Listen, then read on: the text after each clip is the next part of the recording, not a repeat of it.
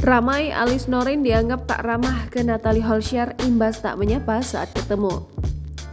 Aktris Alice Noreen kini menjadi sorotan setelah dirinya bertemu dengan Natalie Holscher.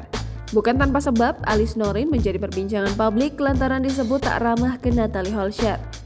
Alice Noreen yang bertemu Natalie Holscher disebut tak ramah lantaran sama sekali enggan memberi sapaan saat bertemu hingga dirinya kini menuai komentar dari sejumlah pihak. Dalam kesempatan tersebut, awalnya terlihat sosok Natalie Holscher yang tengah berhadapan dengan Irish Bella. Namun tanpa diduga, sosok Alice Noreen hadir dan menyapa Irish Bella selaku tuan acara ulang tahun dari putranya Airumi. Kan tetapi, Alice Noreen yang berbincang dengan Irish Bella sedikit pun tak menoleh ke Natalie Holscher yang juga berada di depannya.